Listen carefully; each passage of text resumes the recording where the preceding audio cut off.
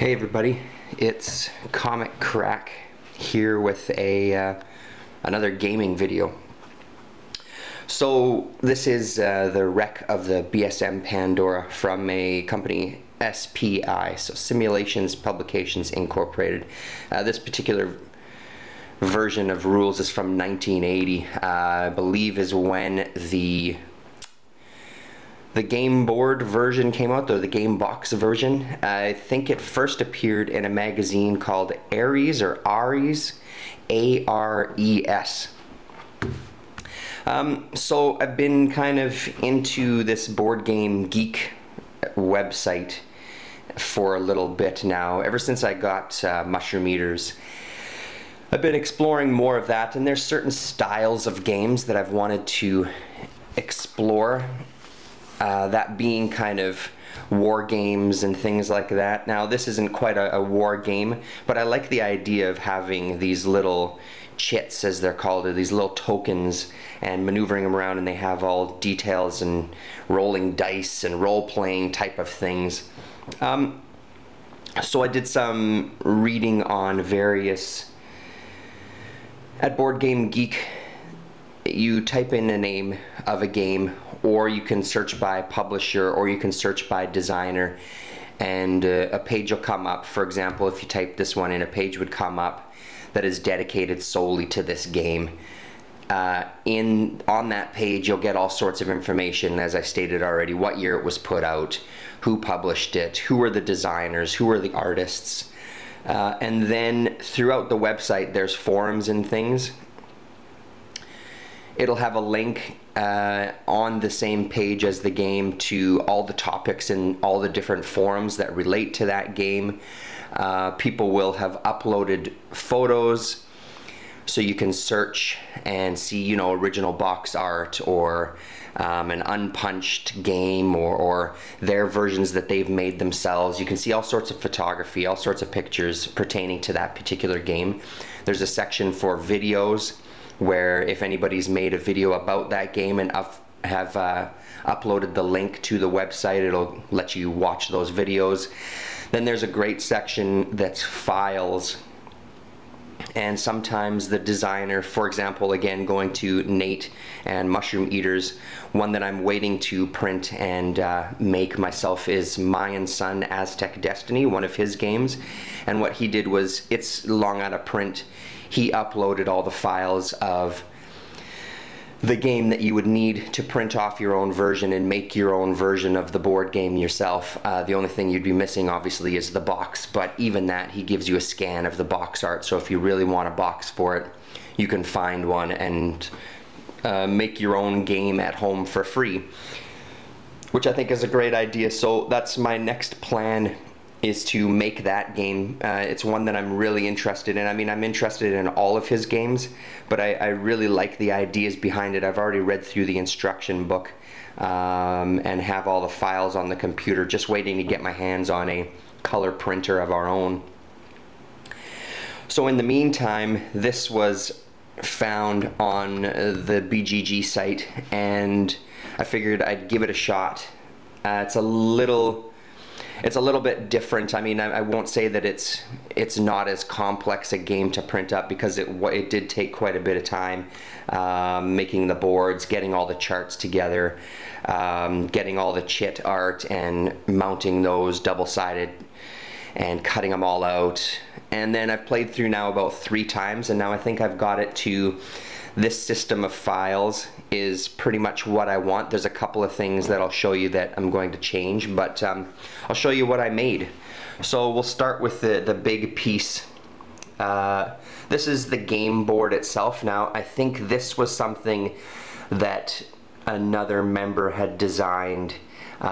This isn't the version that came in the game box itself, and I'm pretty sure this isn't what it looked like in the magazine either. But I really like the colors. We were lucky enough, we went to my parents' house the other night, and my mom has got a fantastic color printer. It was running out of ink at the end, as you can see, but I printed off these great color reproductions of this game board. Now there was a little bit of issues with the printing itself, so I had to leave a little bit of a gap But again, it's all in the sake of experimenting. And then Special Sexy Lady Friend had, you can see the shine there, she had some clear plastic, you know, kind of laminate. So I mounted it all onto just a piece of, not quite construction paper, but somewhere between construction paper and wrapping paper type of quality. Spray glued everything down to it, and then put the clear coat over top of it. You could see the edges rolled over on there, just to kind of protect it a little more. So that's the look at the game board. I did the same with, these are two kind of charts that track what all of the pieces are that you'll discover throughout the game. Again, I'm not going to go into too many details right now, but this has all those. I really like these, so I laminated these two, made nice copies. They were black and white already, so I like having those. I think that's going to be something that'll stick with my version of the game for here. And then this track I really liked as well, similar to it. These two files were together as far as who the designer was, I think. The only thing I don't like on the game board is this track. I'm finding out that this one just doesn't work for me. So I kind of wish I would have sliced it off. I may still do that and try to wrap a piece around the edge again. This one works really well when you're discovering all the different power, computer systems and everything. The point of the game is to get a ship up and running again.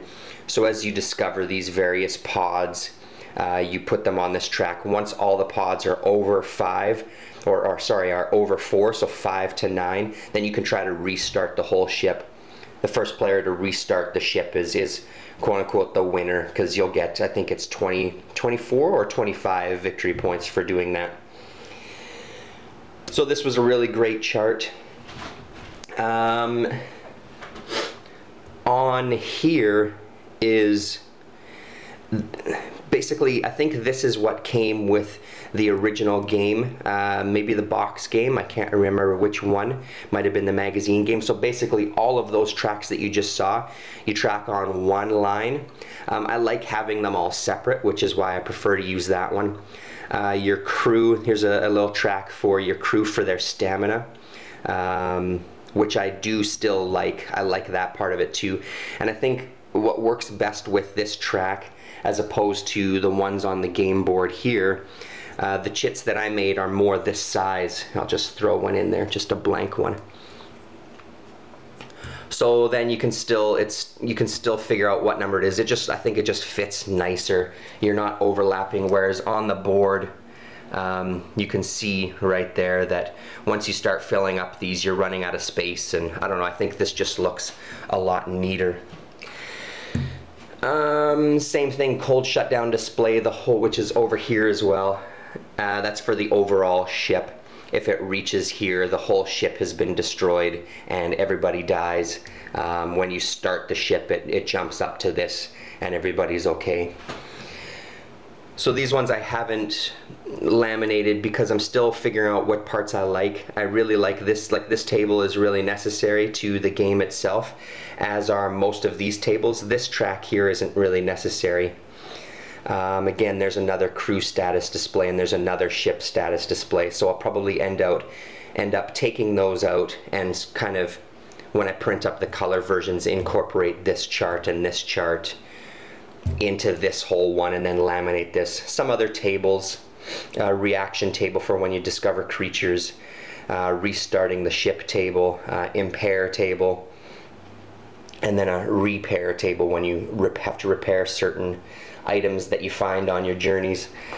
A couple of the other sheets, again, parts of these that I like. At first I'd tried using this sheet to track the player's attributes, but as I played more, I realized it just wasn't helping. The only thing that's good is this little section here. I like having a reference just for a reminder of what each number means, like the top number meaning impair, then shield, weight, port, etc. It's good to have that reminder because there's a lot of numbers to keep track of.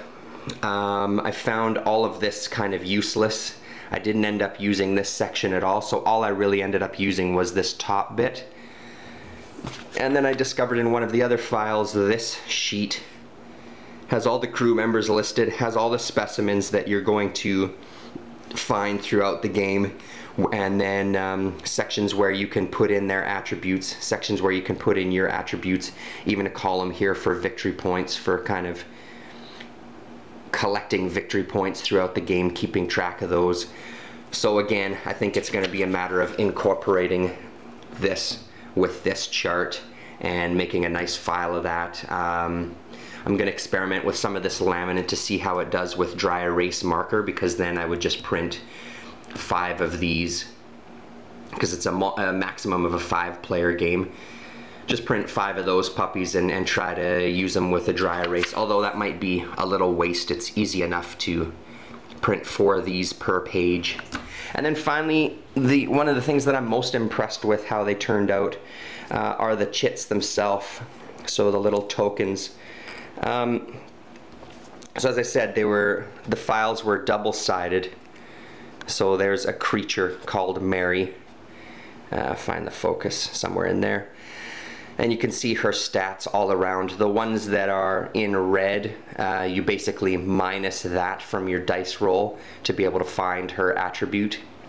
I know it may sound a little complex to most of you, but I won't go into too many details. I'll probably do a quick gameplay video as well, just to show you the details of it.